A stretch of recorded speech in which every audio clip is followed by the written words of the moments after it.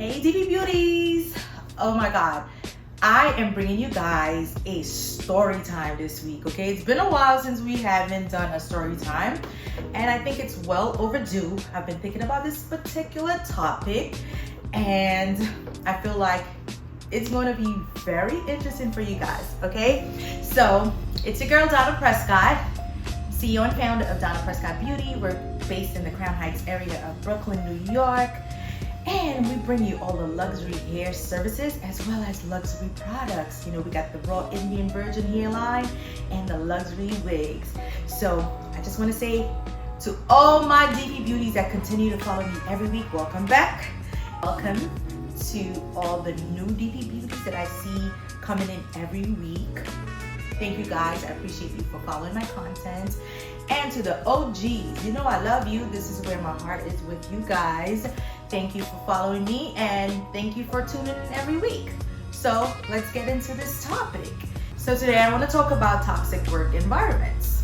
I'm not sure if you guys have ever experienced this before, but if you have, this story is going to hit home, okay? A toxic environment to me is worse than a bad day, okay? It could be repetitive and it could be drawn out and sometimes last so long, like in my case, that so let's get into this story. I was just starting my independent stylist journey, okay? Before actually getting into that, I worked as an apprentice under 3 stylists. I did that for a few years. It took me a while before I went out on a leap of faith and said, hey, let me start. So my journey started by me renting a booth, okay?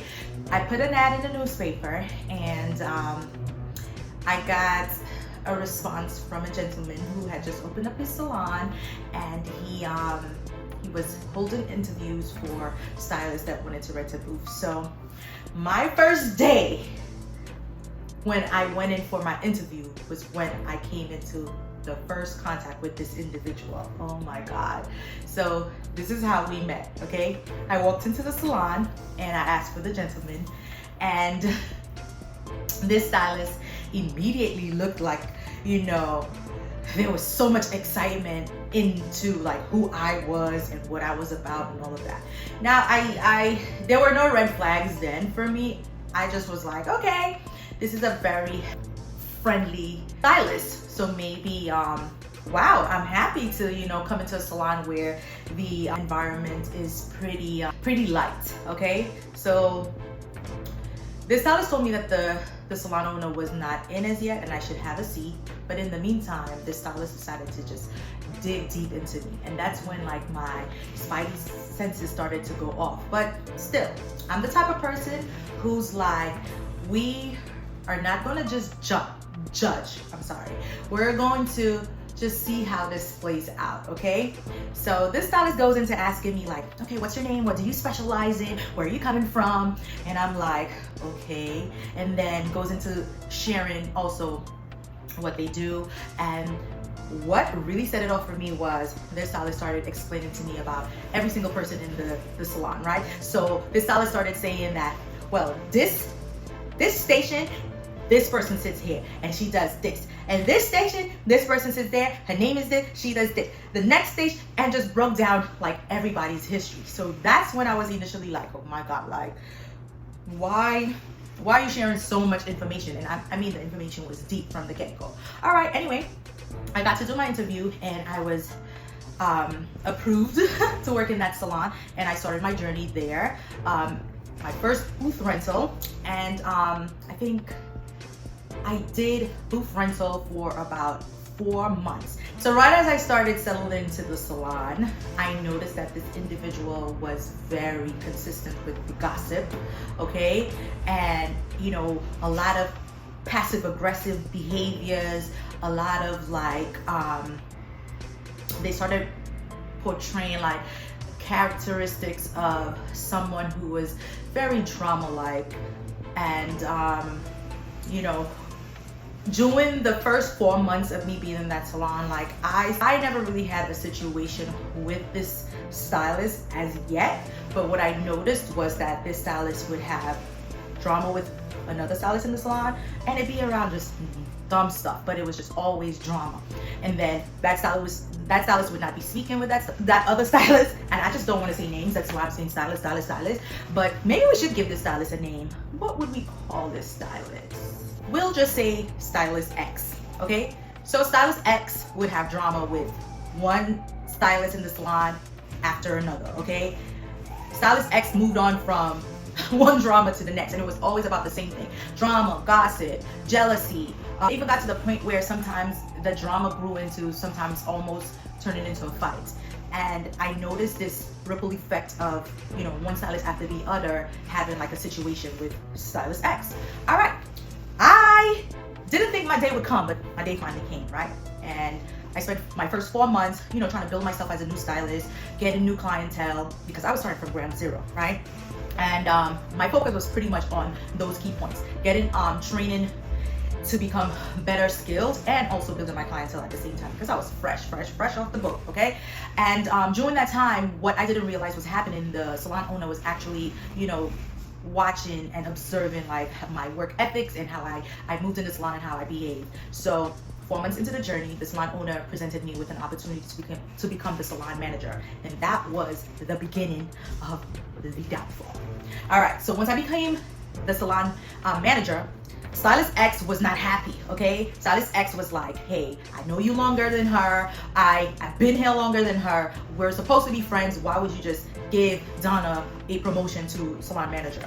And my problems, oh my God, it just wouldn't end. You guys would not imagine the amount of drama from this situation started happening.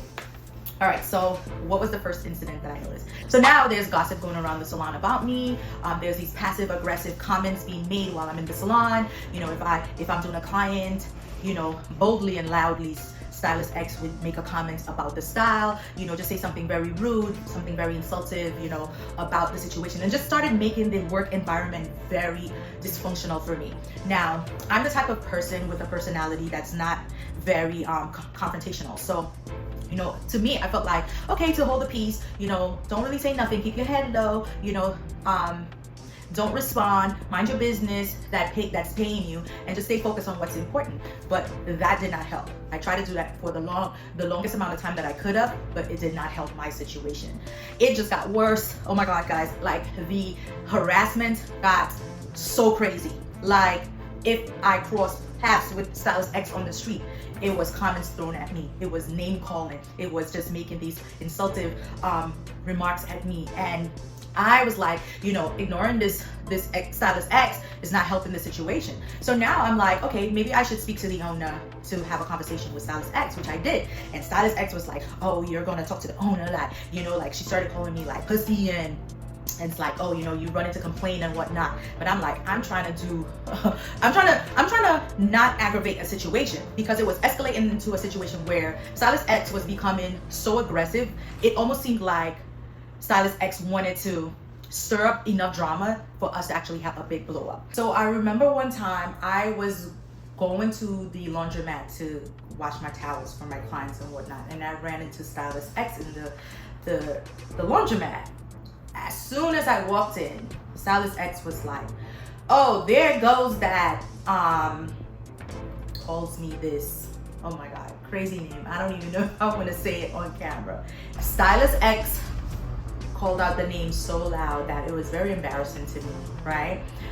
But, you know, I tried my very hardest to be like, okay, I'm gonna ignore this, but Stylist X kept on taunting me, calling me the name, and just, you know, making all these other remarks. So I think that was the first time that I stood up to her, and I was like, you know, what is your problem? Like, what is the problem that you have with me? Why are you harassing my life? Like, what about me is the problem? And I said to her, at least whatever name she called me, I'm that, but you can't kill that ugly face of yours.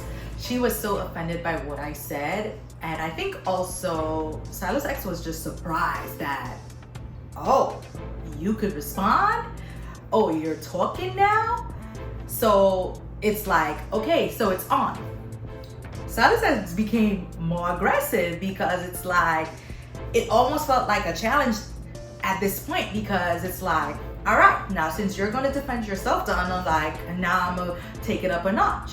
And I remember another time we had a situation in our salon that we were at the time where something happened with our Con Ed and the lights knocked out. But I had appointments that day and I needed to use my blow dryer so that I was able to get through the services. Mind you, a business nearby decided to be a good neighbor to us and lend us their electricity, okay? So they ran some wire extensions and into the salon and whatnot. Stylist X decides that I'm the only person that's not going to be allowed to use the extension cord. And while I'm on my client blow drying, Stylist X decides to disconnect my dryer and be like, you're not allowed. And I'm like, this is not even electricity coming from your house. Like, what is your problem? Like, I know our neighbors as well. And if they're helping out our salon, it should be able to benefit every stylist in the salon. But again, it's the drama. And right now I'm in the hot seat. So everything is just being trickled out to me. All right, so that situation happened. I can't even remember how that ended, but I think I was able to do my clients. I started getting to a place where I didn't even feel like I wanted to go into the salon to do the thing that I actually love. And those were the beginning stages of my independent stylist era, okay? Can you imagine something that you're so passionate about and so happy to wake up every day to go to do, and having a situation where someone is making you feel like you just don't want to go into that environment? I started thinking about, like, what can I do? I mean, there were interventions that were made on my behalf by the salon owner, but I feel like everything that I tried just made things worse. So for a minute, I just started only going into the salon when I had an appointment. So if I had an appointment at 12 o'clock, I would go in at 12 o'clock. If I had an appointment at 3 o'clock in the afternoon, that's the time I would go. Only when I had someone, because even though there were remarks made at me, I felt like there was a little less pressure once I had company. I remembered there was an available booth in the salon, and Stylist X decided to recommend a stylist to rent that booth. Went to the owner with the suggestion. The owner was like, okay, no problem. Hired that stylist. I came into the salon knowing that a new stylist was starting, but I just didn't know what I was going to walk into, okay? I came into work that day and my whole station was moved, okay? I don't know who did this, but I'm assuming it's Stylist X, because the new person was best friends with Stylist X and was now in my station. So I walked in and I'm like, what's going on? And it's like, everybody's giving me this attitude. The new stylist X, like, well, now this is your new space. This is where you're going to sit. And I'm just like, what the heck? Like, is happening here? So I'm like, okay, no problem. I'm going to stay in the new space. Oh my goodness. I can't remember how long this new stylist stayed, but if that stylist stayed there for 3 months, now I had 2 stylists on my back, okay? Because this new stylist, which I've never met a day in my life, just decided to come on the bandwagon of Stylist X and just decided to just make my life a living hell also. Me and the new stylist are on the same side of the salon, so I'm now seated ahead of new stylist. We're sitting next to each other, and new stylist would just put her things in my way, would not want to, have her furniture making enough space so that I can handle myself and my client. Like, when new stylist is turning her clients, it's bumping into my legs, and I just feel like it's being done on purpose. Like, of course, I was the salon manager, and now new stylist and Stylist X decide they're going to take the salon phone away from me and, not allow me access to the salon phone, because I have to answer it and navigate through scheduling, all the admin duties. They were just making my life a living hell.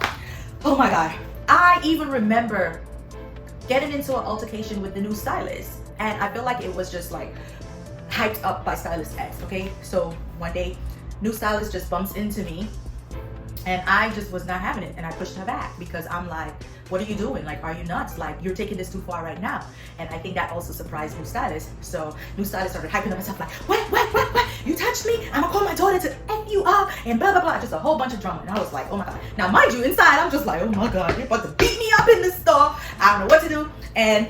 But I am a very composed person, okay? I'm that type of person. You have to push me to the point. And when you push me to that point, I'm telling you, it's hell for you. But until I get there, it takes a lot to get me to that, because I try to compose myself and, hold that energy of like, all right, let's try to de-escalate. But that lady went off. She called her daughter came into the store. You know, they were carrying on, but nothing happened because I was like, listen, I'm gonna stand up for myself today. Anyway, that stylist did not last a very long time in the salon for other reasons and got fired. So now I'm left again with Stylist X. Finally, Stylist X got fired after being threatened to be fired on more than one occasion. And Stylist X crying wolf like, oh my God, I'm gonna change, I'm gonna get things together. Stylist X got fired. And you would not believe what she did. Stay tuned for part 2.